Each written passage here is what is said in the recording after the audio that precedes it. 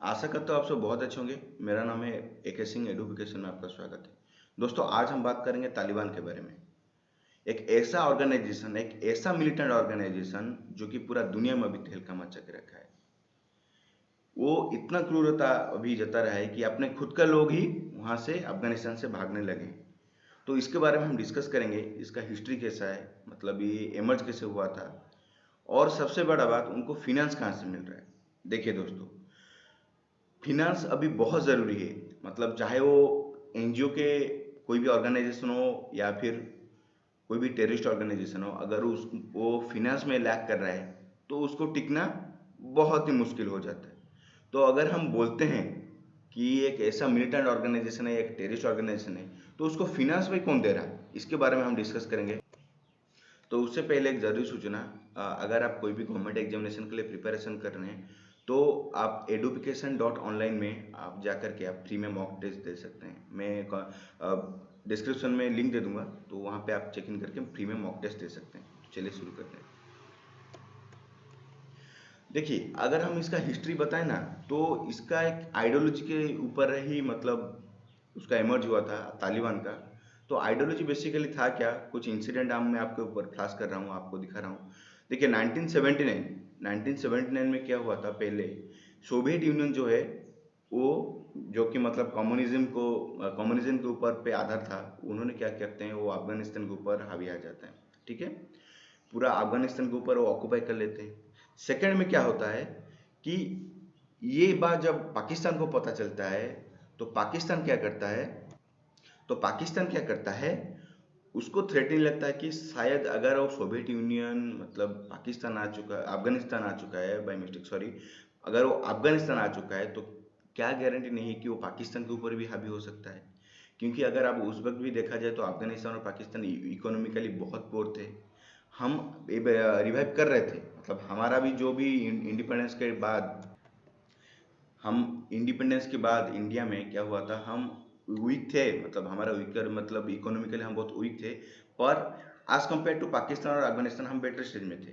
तो मतलब क्या है कि पाकिस्तान को पता चल गया था अगर हम इकोनॉमिकली वीक है लाइक अफगानिस्तान, तो ऐसा हो सकता है कि अगर आज अफगानिस्तान के ऊपर सोवियत यूनियन आ पहुंचा है तो हमारे ऊपर भी क्यों नहीं आएगा। तो पाकिस्तान का जो उस वक्त का प्राइम मिनिस्टर थे, वो तुरंत ही क्या किए कि IAEA से कंटेक्ट किए, मतलब उनका जो सीक्रेट विंग है उनसे कंटेक्ट किए, और तुरंत ही US से बात करने लगे। क्योंकि देखो, अभी क्या है कि हमारा यहाँ पे US अगर आ जा रहा है तो यहाँ पे सोवियत यूनियन के साथ उनका तो बन नहीं रहा था। सोवियत यूनियन था कम्युनिस्ट का और US था डेमोक्रेटिक का। तो उनके ऊपर अभी जैसे मतलब मतभेद के आधार पे तो वो लोग डिसाइड करते हैं कि अफगानिस्तान में कुछ लोगों को लेकर के हम एक ऑर्गेनाइजेशन बनाएंगे जिनका नाम दिया जाएगा तालिबान, या फिर वो तालिबान का सेपरेट एक मीनिंग भी होता है, तो इसके बारे में हम डिस्कस करेंगे। तो वो लोग क्या करते हैं, फिनांस में सपोर्ट करते हैं उनको उनको खड़ा करते हैं। ISI पाकिस्तान और US तीनों मिल करके क्या करते हैं कि खड़ा करते हैं तालिबान को, मिलिट्री उनको सपोर्ट देते हैं, उनको सिखाते हैं कि मतलब बंदूक बंदूक कैसे चलाया जाए, उनको मतलब ग्रुपिज्म कैसे किया जाए, मतलब और ज़्यादा लोगों को लाने के लिए कैसे मतलब क्या मोटिवेट किया जा सकता है। तो ये सब उनको सिखाया जाता है तालिबान लोगों को। तो उसके बाद क्या करते हैं, वो लोग वार छेड़ देते हैं सोवियत यूनियन के साथ, वो वार छेड़ देते हैं। तो कैसे भी करके सोवियत यूनियन टिकता है कब तक, 1992 तक वो टिक जाता है। ठीक है, तो क्या है कि 13 इयर्स के लिए वो टिक जाता है। उसके बाद क्या होता है, 1992 से 1994 2 साल जो रह रहा है उनके मिडिल में, वहाँ पे बहुत सारे मतलब जैसे शायद 2 बार, शायद नहीं, यहाँ पे 2 बार वहाँ पे इलेक्शन होता है। और 2 बार ही वो लोग क्या करते हैं, पहला बार तो जब इलेक्शन होता है उनको सेकेंड स्टेज में उनको बुलाया जाता है, उनको फॉल किया जाता है इस रीजन से, क्योंकि वहाँ पे एक आइडियोलॉजी अभी शुरू हो गया था कि हमको इस्लामिक नेशन बनाना है। जबकि जो गवर्नमेंट वहाँ पे जो था पहला इंस्टेंस में 1992 के बाद, वो चाह रहे थे कि एक डेमोक्रेटिक की तरह देखने के लिए। तो ये लोग बोल रहे थे कि नहीं, हम डेमोक्रेटिक या कम्युनिज्म कुछ जानते नहीं है, हमको बस इस्लामिक स्टेट चाहिए। ठीक है, तो इस्लामिक लॉ भी इम्प्लीमेंट होगा या इस्लामिक नेशन ही हमको बनाना है। किसको, मतलब जो रिलीजियस गुरुज, रिलीजियस जो ये थे, क्या बोल सकते हैं आप, मुल्लास थे। तो उनको मतलब हर वक्त वो क्या करते थे कि हर वक्त ये वो मांग रखते थे कि हमको इस्लामिक स्टेट चाहिए, इस्लामिक नेशन चाहिए। उसके बाद क्या होता है, फिर एक वो गवर्नमेंट फॉल हो जाता है, उसके बाद दोबारा फिर एक गवर्नमेंट खड़ा हो जाता है, मतलब फिर एक कोalition गवर्नमेंट खड़ा हो जाता है। उसके बाद फिर भी तो उसके ऊपर बहुत सारे कमेंट्स आते हैं, और लास्ट में 1994 में तालिबान क्या करता है, वो सरकार के ऊपर पूरा अपना कंट्रोल जमा देता है और अपना झंडा ही फहरा देता है। ठीक है। तो अगर आप देखेंगे, देखिए तालिबान, अभी हम बात कर रहे थे तालिबान कौन है। तालिबान कोई मतलब ऐसा मतलब कोई आदमी है नहीं जिसके ऊपर पे ऊपर तालिबान का नाम रखा गया है। तालिबान, तालिबान TALIBAN, हम जिसको हम लिख रहे हैं TILIBAN, तो वो लोग क्या मतलब क्या है, कौन है वो, इस्लामिक स्कॉलर्स हैं। वो स्कॉलर्स हैं। स्कॉलर्स किस रीजन में थे वो, मतलब अगर हम बोला जाए कि स्कॉलर्स किस रीजन में थे, क्योंकि भैया 1979 से तो 1992 के आसपास तो 13 साल जो था वो तो सोवियत यूनियन में वो राज कर रहे थे, सोवियत यूनियन अफगानिस्तान में राज कर रहा था। तो ये लोग पढ़ने के लिए मौका कहाँ मिले, तो यहाँ पे सबसे बड़ा बात कि पाकिस्तान ही इनको ट्रेंड किया कर रहा था। तो वहाँ पे जो आप देख सकते हैं कि पश्तून एरिया जो है ईस्टर्न एंड साउदर्न अफगानिस्तान में, वो क्या है कि मतलब वो पाकिस्तान के आसपास ही आता है। वो पाकिस्तान से यहाँ पे मतलब पाकिस्तान से वो ट्रेंड हो रहे थे, और ट्रेंड होकर के या फिर अफगानिस्तान में जो उनका भी कुछ रीजन्स आ रहा है वहाँ पे ट्रेंड हो रहे थे। ट्रेंड होने के बाद यहाँ पे आकर के अपना हक जमा रहे थे, या फिर आप बोल सकते हैं वहाँ पे अपना बना रहे थे, ग्रुप बना रहे थे। ठीक है। तो उसके बाद देखिए यहाँ पे क्या होता है कि और Taliban who refers themselves as the Islamic Emirate of Afghanistan is a Deobandi Islamic movement and military organisation in Afghanistan currently waging war within the country.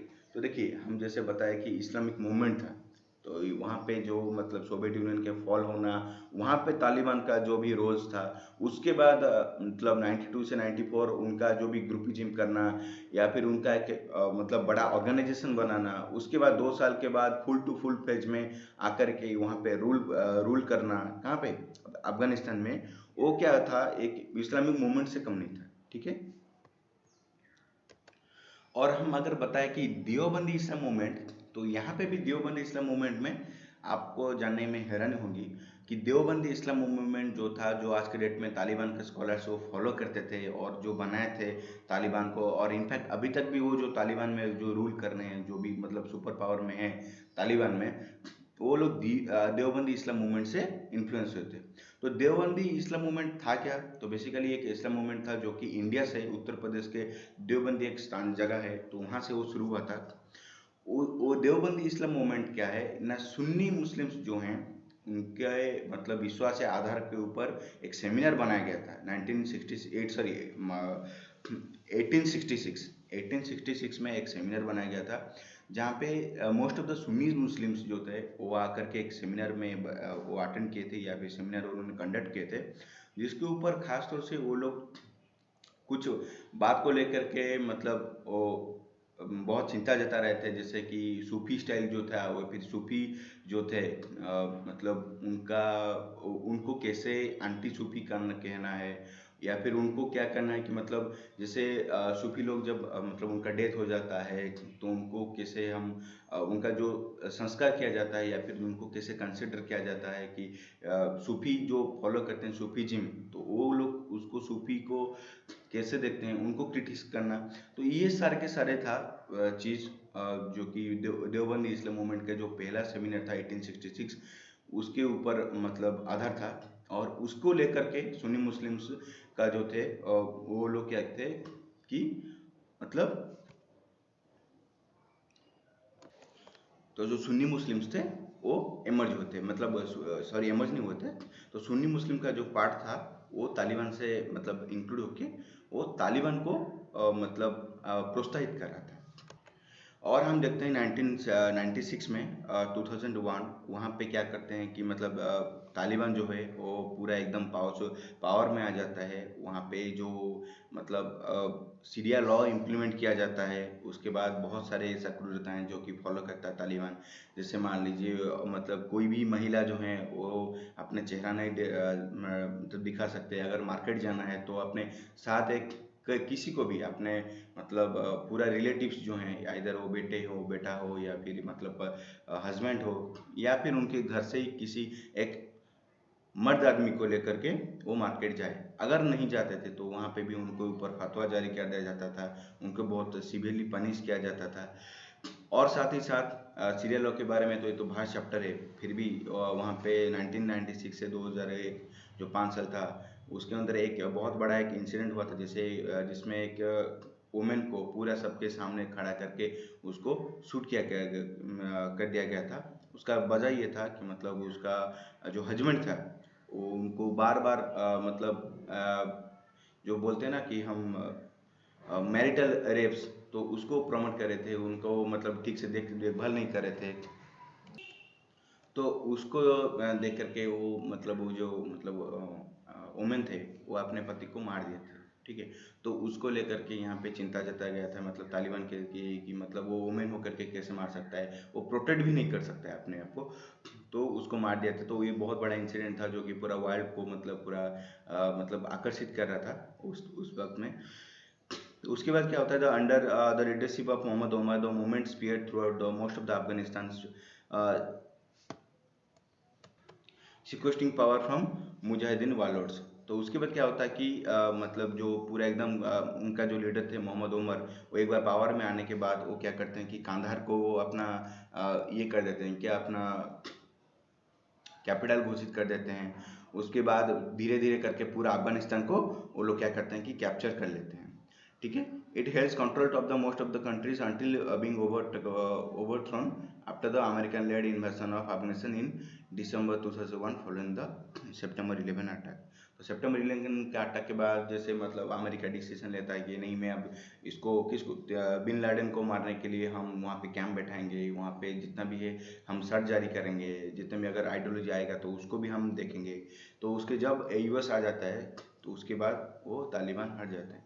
तो उस जब तक यूएस था तब तक अफगानिस्तान में फिर से मतलब जैसे बोल सकते हैं कि मतलब एक टाइप का इलेक्शन जैसे होता है हमारे यहाँ पे, ऐसा टाइप का इलेक्शन हो करके वहाँ पे प्रेसिडेंट या प्राइम मिनिस्टर चुना गया था। पर अभी जैसे यूएस ने अभी बैक कर लिया है अपने नेशन को, तो अभी फिर से अफगानिस्तान में तालिबान का पीक हमको देखने को मिल रहा है। And its peak formally diplomatic recognition of the Taliban government आज was acknowledged by only 3 nations. जब 1996 में से 2001 में जब तक वो पावर में थे, तो सिर्फ 3 नेशन ऐसे थे जो कि उसको सरकार मान रहे थे। तो वो थे कौन? पाकिस्तान था, सऊदी अरब था और यूएई था। ये तीनों का तीनों जो थे वो इस्लामिक नेशंस थे।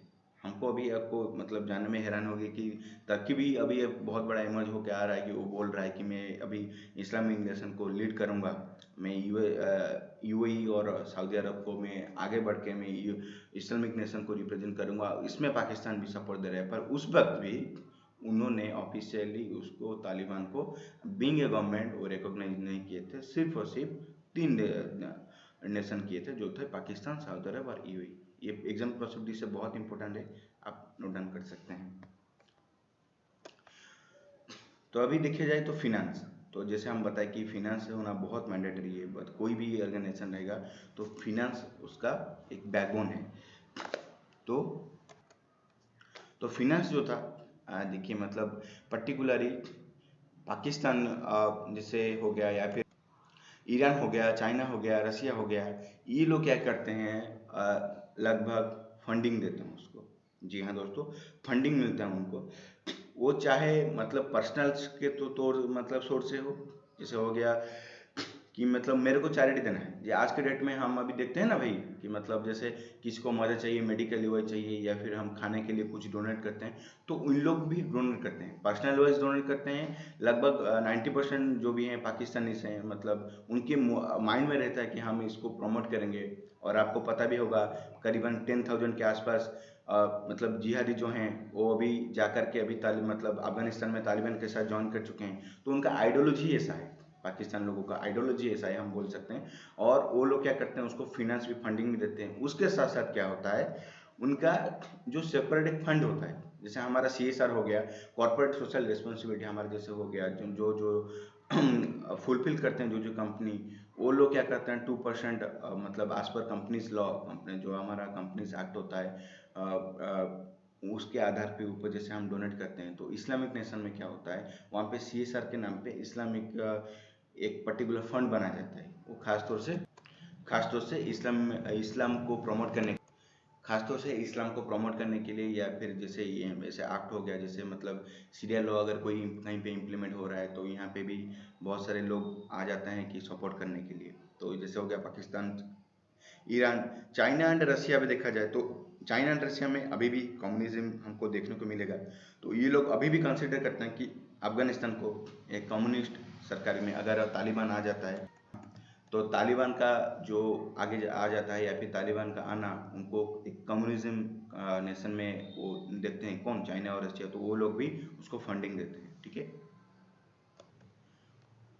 उसको छोड़ के हमको देखने को मिल रहा है कि स्मगल कैसे हो रहा है। यहाँ पे क्या है कि मतलब अगर आपको पता चले मतलब कि जितना भी आपको जानने में थोड़ा हैरानी होगा कि मतलब अफगानिस्तान का जितना भी पूरा उस वक्त का इकोनॉमी था और इस वक्त का इकोनॉमी लगभग सबके सब अफीम जो होता है, जो ड्रग्स होता है, उसके ऊपर डिपेंड करता है। तो वहाँ पे वो स्मगल भी होता है। तो स्मगल से मतलब इधर वो पाकिस्तान आता है, या फिर पाकिस्तान से लेकर के और भी कई नेशन से, जैसे हमको देखने को मिलेगा कि तो वहाँ पे स्मगल होता है। जैसे मतलब हो गया कि अफीम को लेकर के पाकिस्तान पहुँच जाता है, और पाकिस्तान से वो मोबिलाइज करके इधर नेपाल में जा सकता है, नेपाल से इंडिया भी आ रहा है। तो बहुत सारे ऐसे स्मगलिंग्स को भी देखने को मिल रहा है। उसके बाद क्या है कि मतलब जब US का वहाँ पे पहुँच जाता है, तो मतलब 2001 के बाद उस वक्त से तालिबान थोड़ा वीक हो जाता है, क्योंकि लगभग जितना भी ऑपरेशन है वो US ट्रैक करता है।